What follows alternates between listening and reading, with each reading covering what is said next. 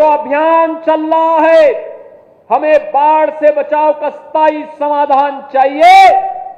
इस जैसे ही शारदा नदी में चैनलाइजिंग का के पूरा कार्य हो जाएगा, जैसे नदी को चैनलाइज करने में हमें पूरी सफलता प्राप्त होगी, 400 गांव बाढ़ से जो प्रभावित होते हैं उन लोगों को इससे राहत मिलेगी। 2.5 लाख की आबादी इससे राहत महसूस करेगी। 10,000 हेक्टेयर भूमि इससे बाढ़ से बचाव में मदद मिलेगी। और इतने बड़े कार्यक्रम के लिए आज मैं आपके बीच में यहां पर आया हूं। मैं धन्यवाद दूंगा रोमी साहनी जी को, मैं धन्यवाद दूंगा यहां के जनप्रतिनिधियों को, सभी माननीय विधायकों को, जिन्होंने लग करके इस बाढ़ की समस्या के स्थायी समाधान का रास्ता निकालने में सरकार की मदद की है। और आज हम सब आपके बीच आए हैं। मैं एक बार फिर से इस कार्य के लिए आपको बधाई देता हूं। अक्षय तृतीया आने वाली है।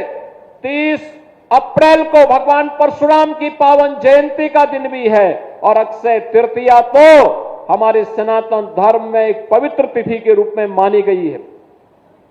यानी अक्षय यानी जिसका क्षय नहीं होता है। धन धान्य से हमारा घर और परिवार परिपूर्ण हो, फसल आने की खुशी में हर परिवार में कितनी खुशी होती है, यह इस बार भी देखने को मिला है। मैंने देखा अन्नदाता किसानों में, जब पिछली बार मैं आया था पीएलए प्लांट और गोला गोकर्णनाथ में भगवान शिव के छोटी काशी में अमनगिरी के आमंत्रण पर मैं आया था। भव्य कॉरिडोर बनने जा रहा है। बहनों और भाइयों, काशी की तर्ज पर छोटी काशी में भी अब एक कॉरिडोर बनकर के बाबा गोला गोकर्णनाथ का पावन पर्यटन स्थल के रूप में लाखों की संख्या में श्रद्धालु जनों को, पर्यटकों को अपनी ओर आकर्षित करने का एक कार्य होगा। ये समाजवादी पार्टी हो या कांग्रेस, अब ये जाति के नाम पर समाज को बांट रहा है। आपने देखा होगा किस तरीके की राजनीति कर रहे हैं इन लोगों की राजनीति। एक तरफ छत्रपति शिवाजी महाराज का अपमान करते हैं और औरंगजेब का महिमा मंडन लोग करते हैं। औरंगजेब जैसा क्रूर बादशाह इतिहास में नहीं हुआ। औरंगजेब के बारे में कहते हैं कि वह प्रतिदिन 1 मन जनेऊ तोल करके लेता था, हिंदुओं पर जजिया कर लगाता था, मंदिरों को तोड़ने का काम उसने किया था। ये समाजवादी पार्टी उस क्रूर औरंगजेब का महिमा मंडन करती है। ये समाजवादी पार्टी राणा सांगा का अपमान करती है और बाबर जैसे आक्रांता का महिमा मंडन करती है। जिस बाबर ने अयोध्या में राम जन्मभूमि पर हमला करके राम मंदिर को तोड़ने का काम किया था, ये समाजवादी पार्टी उस बाबर का महिमा मंडन करती है। और ये समाजवादी पार्टी, याद करिए 2 वर्ष पहले जब पूरे देश के अंदर प्रधानमंत्री मोदी जी के नेतृत्व में रन फॉर यूनिटी का कार्यक्रम चल रहा था, लौह पुरुष सरदार वल्लभ भाई पटेल जी की जयंती के कार्यक्रम के साथ पूरा देश जुड़ा हुआ था। समाजवादी पार्टी के मुखिया उस समय जिन्ना का महिमा मंडन कर रहे थे। बहन और भाइयों, ये लोग राणा सांगा का अपमान करेंगे, छत्रपति शिवाजी महाराज का अपमान करेंगे, लौह पुरुष सरदार वल्लभ भाई पटेल का अपमान कर रहे हैं, बाबा साहब भीमराव अंबेडकर का अपमान कर रहे हैं। आपने देखा होगा इस समाजवादी पार्टी की सरकार के समय बाबा साहब भीमराव अंबेडकर के नाम पर बने हुए मेडिकल कॉलेज का नामकरण इन्होंने बदल करके उसका नामकरण अपने परिवार के सदस्यों के नाम पर करने जा रहे थे। तब तक सरकार चली गई उनकी और हमारी सरकार आई।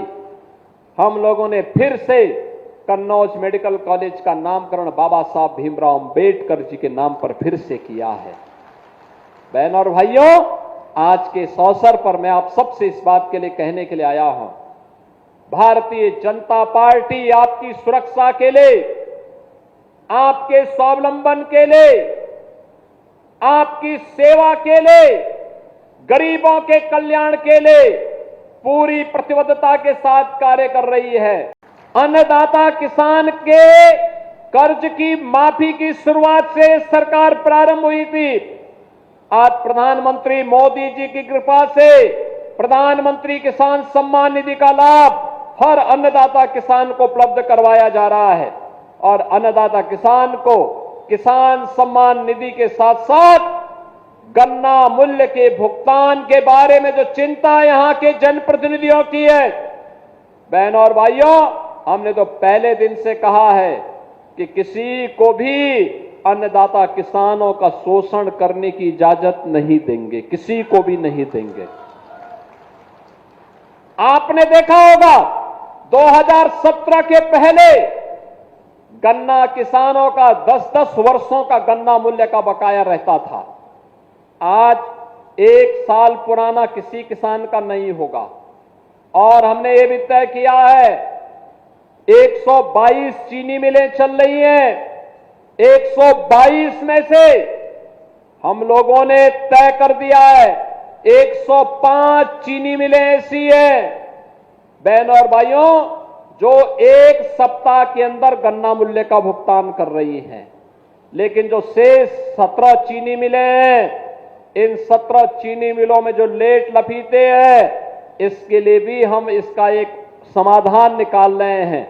लेकिन मैं आपको इस बात के लिए आश्वस्त करता हूं, पैसा किसी का डूबेगा नहीं, क्योंकि चीनी मिल का कब्जा तो हमारे पास है, चीनी मिल तो हमारे पास है। अगर कोई बात बदमाशी करेगा, अभी तो हमने एस्क्रो अकाउंट खोला है कि जो भी चीनी बिकेगी वह ज्वाइंट अकाउंट होगा, पहले किसान के पास जाएगा तब चीनी मिल मालिक के पास जाएगा।